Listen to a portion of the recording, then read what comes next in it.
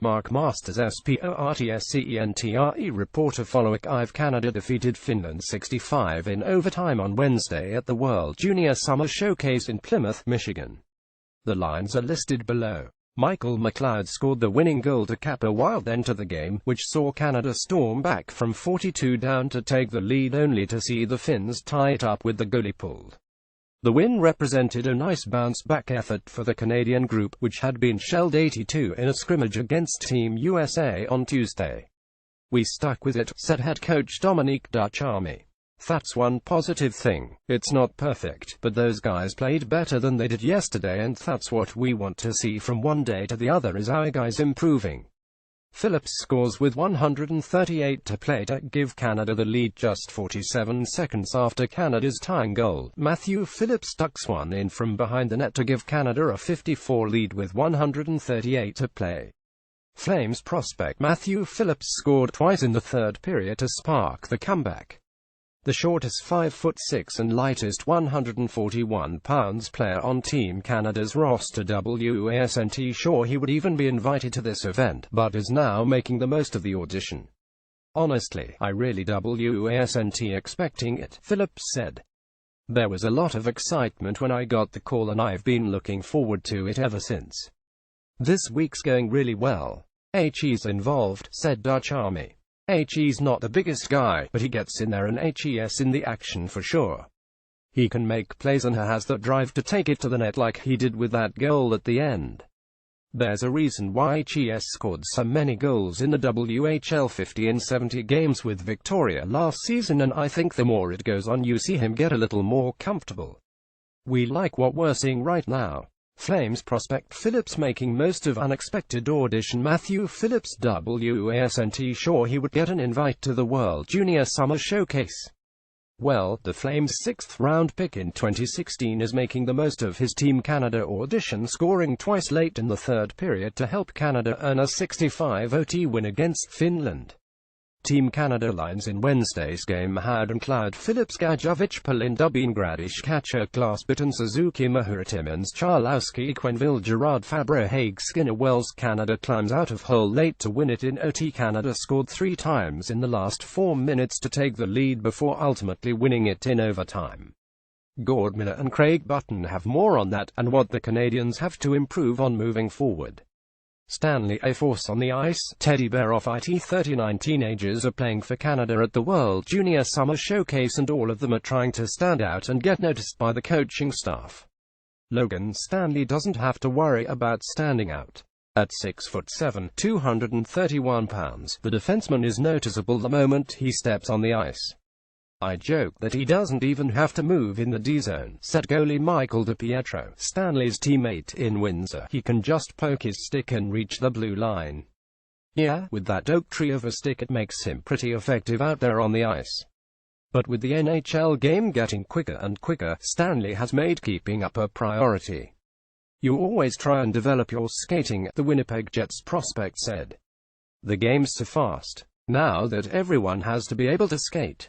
You can't just be a big guy, so that's what I tried to work on, and I think it's been improving." Stanley's expansive wingspan allows him to cover a lot of ground even if he's not the most nimble guy. "You just have to take advantage of the long reach you have and have a good stick and just try and close gaps on guys quick," he explained. After that it comes down to moving your feet. You can't just rely on your reach. You have to move your feet all the time. "I think his skating has really improved," DiPietro said. "You know, he's definitely a threat defensively, and then offensively I think he's underestimated a bit. He has great hands for a big guy. And he's definitely mobile. He can get to spots on the ice, use his skating to his advantage, and with his stick length and reach there's no problem." Stanley, who returned from a knee injury just in time to help Windsor win the Memorial Cup last spring, is an imposing figure on the ice and not afraid to drop the gloves.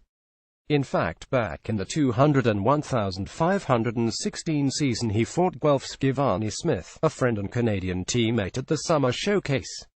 "That game was pretty nuts," Smith recalled, referencing a series of fights near the final buzzer. "We looked at each other at center and said, hey, why not, let's do it. The good thing about Stanley is he's a hard player to play against on the ice, but off the ice he's a nice guy and we joke around a lot.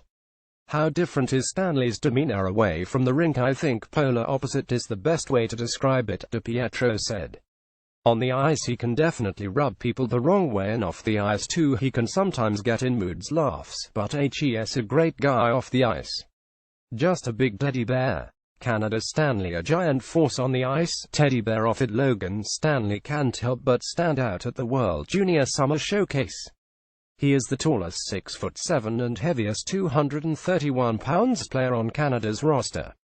The Jets prospect is fresh off a Memorial Cup win and believes his skating has improved significantly in the last year. As a result, the defenseman believes he can more than keep up at the top junior level.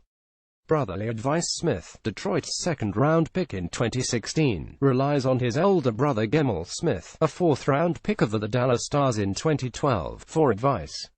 My brother's helped me a ton. He's been through everything before. Why haven't he always tells me, you got to work, you got to be the best player you can be. The older Smith made his NHL debut last season playing 17 games for the Stars, but at the moment he's living vicariously through his younger sibling. He's loving it, Givani Smith said. He tells me that he wishes he could be here. But, for me, I got to do the little things right, got to finish your checks and be confident with the puck. Smith is one of 8 Detroit prospects at the Summer Showcase, which is more than any other NHL team.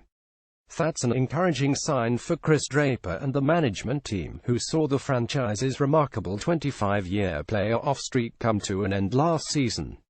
After missing playoffs, Wings pipeline gets a boost. Detroit's remarkable 25-year playoff streak ended last season, putting the franchise in an unfamiliar position, looking to reload. And there are positive signs for the Red Wings at the World Junior Summer Showcase, where they have 8 prospects taking part, more than any other team. Assistant to the GM Chris Draper offers a scouting report and takes the pulse of a franchise in uncharted territory. Future PREDS. The Nashville Predators have one of the deepest blue lines in the NHL, which could be a bit intimidating for a prospect in the franchise's pipeline. But Team Canada defensemen Dante Fabro and Samuel Girard don't see it that way. Quite the contrary, they view it as a great opportunity to learn from elite players. For me, Ryan Ellis is the best role model, Girard said. When it's my time, he'll have my place there. All the guys they have now are pretty much all superstars, Fabro said, so for me to watch those guys go through the same things is pretty cool. Fabro looks up to Roman Josi in particular. He does everything well offensively and defensively, and his play speaks for itself. What's it like being a deep prospect in the Pred system? The Nashville Predators have one of the deepest blue lines in the NHL, which means roster spots may not open up in the near future. That doesn't worry Team Canada's Samuel Girard and Dante Fabro, who draw inspiration from players like Ryan Ellis and Roman Josi. Quick hit. A GM's perspective. Playing intense games in the summer can be tough for those on the ice, as well as the scouts in the crowd. Veteran GM George McPhee, who has 4 Golden Knights prospects in Plymouth, explains what he's looking for when assessing a performance in early August. How do you evaluate players in the middle of the summer? Some of the best teenagers in the world have gathered for the World Junior Summer Showcase. But playing intense games after such a long layoff can be tough for those on the ice, as well as the scouts in the crowd. Veteran GM George McPhee, who has 4 Golden Knights prospects in Plymouth, explains what he's looking for and why the upcoming training camp is so important for his expansion franchise. Upcoming schedule: Thursday Canada will hold an office workout and team meetings. Friday Canada v Sweden, 1 p.m. ATSN Network. USA v Finland, 4 p.m. ATSN Network. Saturday Sweden v Finland, 4 p.m. on TSN 35. USA v Canada, 11 p.m. tape delayed on TSN 35. Gord Miller and Craig Button will call the games, with Tessa Burnham hosting the coverage.